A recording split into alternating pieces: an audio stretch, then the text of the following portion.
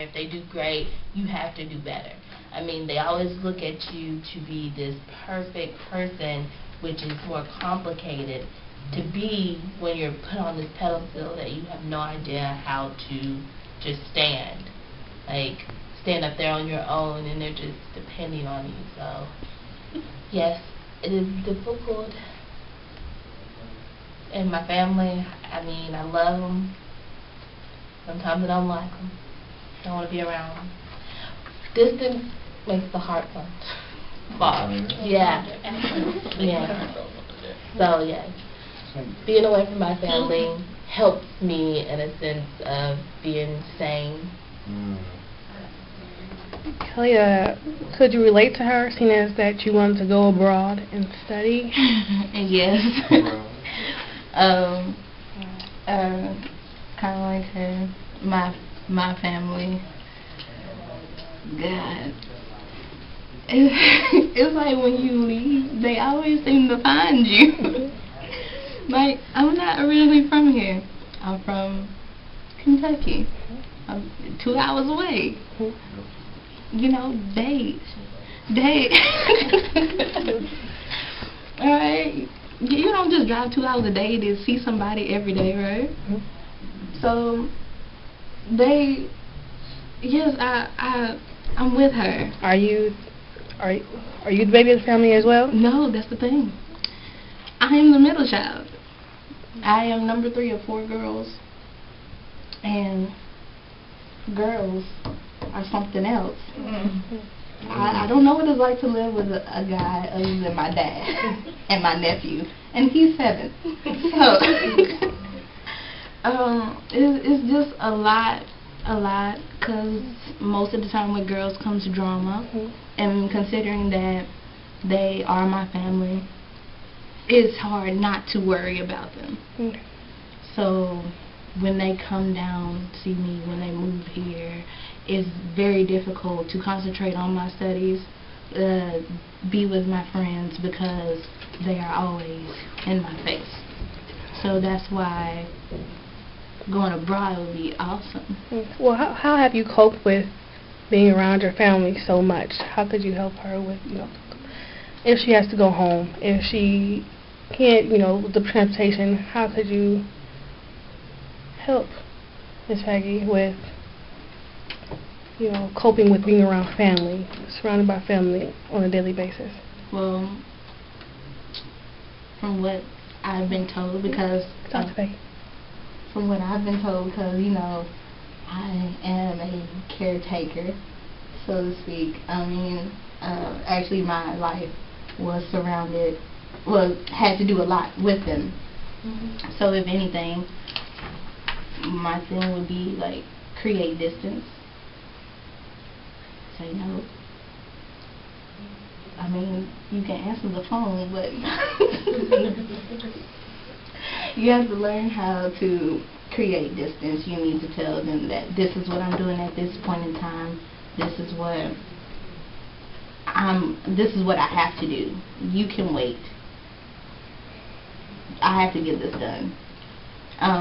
With transportation, I mean, I'm sure they'll understand. I don't think, if anything, most of the time, family isn't the type that would, like, be spiteful and not give you something that you need, especially when you help them out. Usually.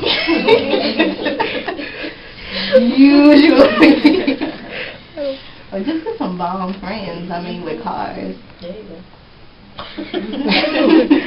With the information that you receive, Peggy, how do you feel from the information that Clea just has given you? I mean, I feel it makes you feel good, but it doesn't really relieve what you're feeling at the time.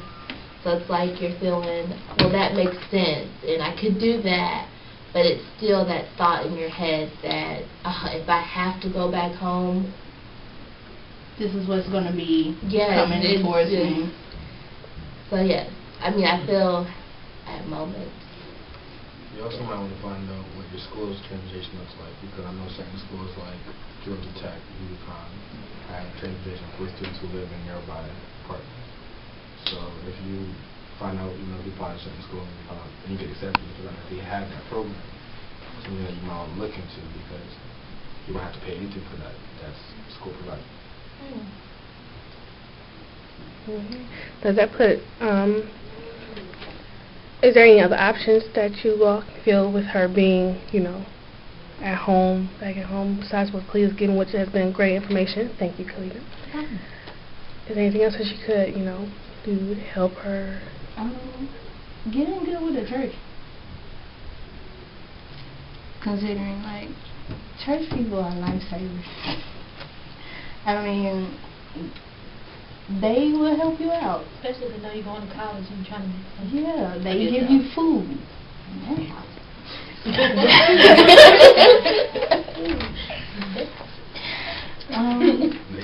food from their house. I hope it's from their house. I mean, some people, they just buy it. I mean, they can make you food. Home cooked meal. I mean, if you don't want to be surrounded by your family, I mean, church is the next best thing because they are like a family. And if you need help, I'm sure they wouldn't mind helping. So do you all have a gist as to where, comfortable say before we leave, and knowing what your next step is going to be after college? Yeah. Okay. Still up in the air. Okay. Do you feel better though from the different discussions and options and eye-opening? Do you guys feel a little bit more comfortable, or? Yeah, considering all the information he gave about grad schools, transportation, the money issues with the loans and everything, I'm feeling really good about this. How about you, Bree? Are you feeling better? Yeah. I guess it's interesting to see everyone's different situations and why they would be considering grad school and why not based on their circumstances. And I mean, I think not going to grad school just because I'm tired of school isn't really such a great reason as to not go. But I guess when I do consider it, everything that he said, I would take into consideration and think more on it. That's good.